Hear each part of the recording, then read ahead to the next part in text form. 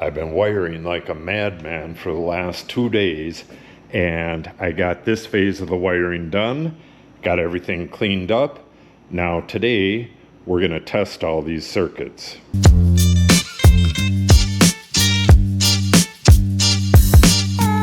In the last video, I had this one circuit completely done. This circuit right here is the GFCI circuit, and it's this box and this box. There's going to be a sink right here. This switch does not do anything yet. That's going to go up in some conduit, and it's going to power some lights up here. I'm not 100% sure how I'm going to do that, if I'm going to put more outlets out there for some neon lights, which is a possibility. So for now, this is just going to stay as kind of a dummy. It's just in there, but it's not hooked up to anything. This, on the other hand, is hooked up to something. For a while there, I had everything plugged into this outlet, and it was just all over the place. So when I was cleaning up, I got this organized and nice and neat. This is the temporary outlet for the lights. Got my dehumidifier plugged in over here. Got my chargers up on the shelf and off the floor. And this monster right here, that goes to the temporary light out here. That right there. Now I can put a much shorter cord on this. I didn't have anything long enough to get to it when it was plugged in way the heck down there. But now that it's plugged in here, well, I got to test this circuit yet. I'm sure it's going to work. I'll switch this extension cord to something much shorter once I get that tested. Okay, I guess we'll start out with these two circuits. This and this is a circuit, and this is a circuit. Once I get those tested, I need to cap off the ends of those wires up there so I can test these switches here. But let's get these tested really quick. Okay, this is the GFCI circuit right here. So the next one is there. Tester is here. That's a known circuit.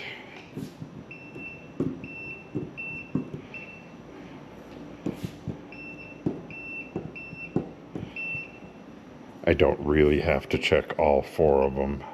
I'm pretty sure that the connection is going to be working in there. I just need to test one on each duplex, but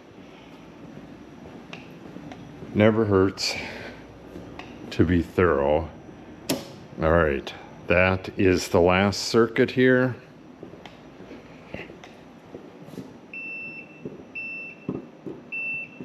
Beautiful. All right, this wall is completely wired up and working. Oh, we'll do this right away. This will tell you, it's hard to see, the 2 amber lights means that it's wired up correctly. You can have all kinds of different things wrong with it, like the ground not hooked up or things wired up backwards. I know these are going to be correct, but we'll test them anyways.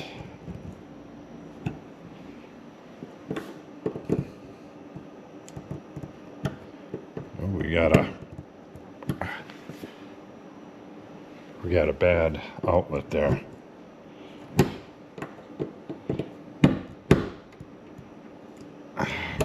I'm gonna have to return that.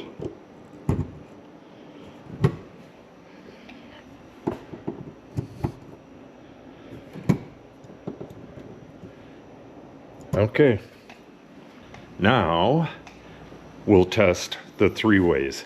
First, I gotta go up there and unbundle that stuff and cap the ends just in case it's touching something, and then we'll give her a test.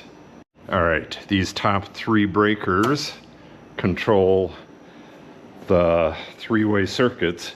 Because only one circuit is on, only one of these wires should be hot. I believe it will be an orange one.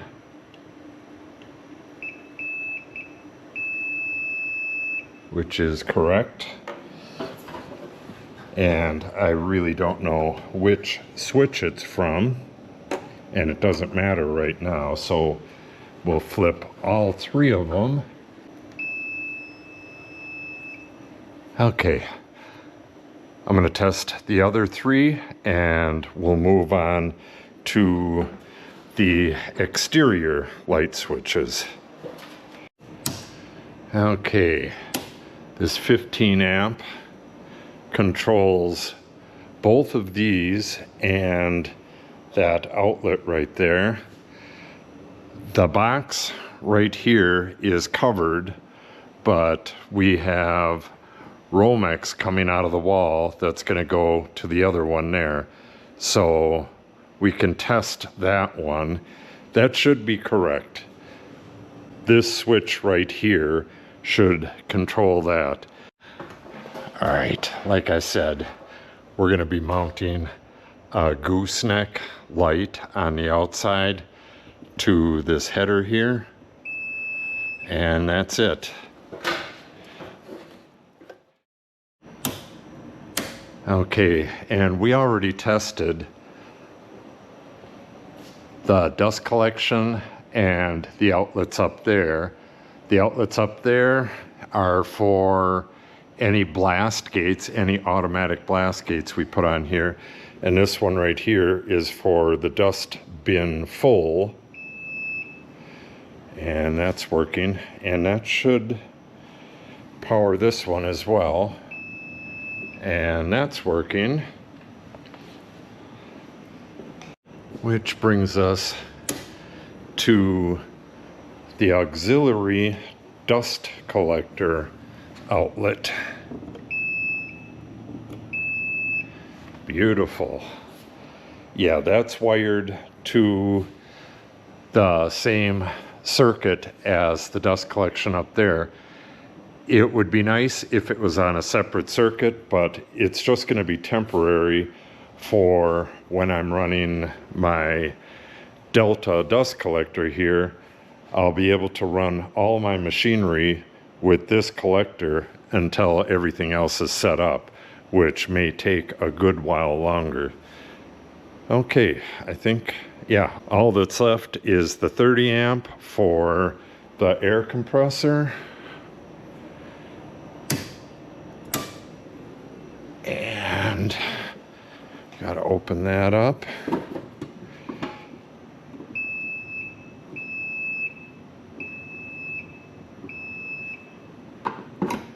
Shut it off, and it's dead down here. It's still live up here though. Okay, everything is working. I tried to close up that box up there, but I couldn't find any screws. I thought it would work with normal electrical box screws. I have several different kinds here, and none worked. So I'm gonna have to run to the store and maybe try some metric screws, but we'll get that box closed up as soon as I figure that out. And this one is gonna stay open like that until I pull all the way across to the other side there. All right, that's gonna wrap up this video. Just a quick little video to show you that all the stuff's done and we got it all tested out. The next pull is going to be this, and we have 3 circuits on that: jointer, planer, and table saw. And I'm not exactly sure if I'm going to be doing that next, probably, but I also have my big old shelving. There's going to be shelving brackets all the way across this wall. The lumber will come in and go onto those, and I'll be cutting it to length on the chop saw, which is going to be right in here. And then we'll have more brackets over here. So we'll cut, put it up onto the brackets, and then we'll take it off the brackets, joint it, and it goes onto a bench, yada, yada, yada. But I'm going to put those brackets in. I can show it to you real quick. They're the standard lumber brackets that a lot of people use these days. I have 2 sets of them. So I believe that's 8 2-foot brackets, 2 foot tall, and they have 3 arms apiece. And I'll be putting a fixed shelf bracket right up at the top, and we're gonna have a bunch of stuff on there, and underneath it over here is gonna hang that light that I was talking about earlier. It's all starting to come together. I'm gonna use these brackets to put some shelves on. I'm going to use some of the scrap over there, and I'm going to move a whole ton of this stuff onto those shelves right away, and that'll clear up a lot of the shop. Once I get around the wall here and get the rest of this lighting circuit in place, then we can move on over and start on that wall over there. Also, I'm going to be connecting up the air compressor to the shutoff here, and we're going to be doing the startup procedure for that and testing these lines to see if we got any leaks anywhere. And we'll be doing a startup video for the dust collection. I got to contact Oneida about starting this up without any ductwork on it. What I need to do, you really shouldn't do that, but I'm sure I can do it for just a few seconds. But I'm going to wait on that until I have the remote for it.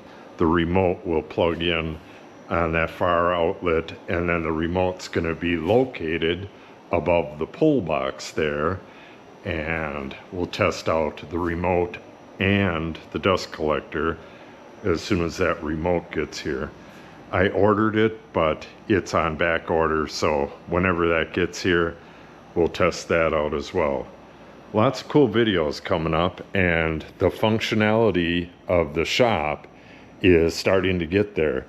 As soon as this service drop is wired up, I'll be able to use my jointer with the Delta dust collector on an extension over here, and that is going to be a huge improvement.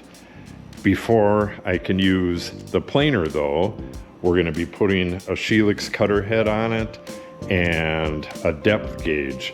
That's going to be a cool set of videos as well. So make sure you subscribe and stop back to see that stuff.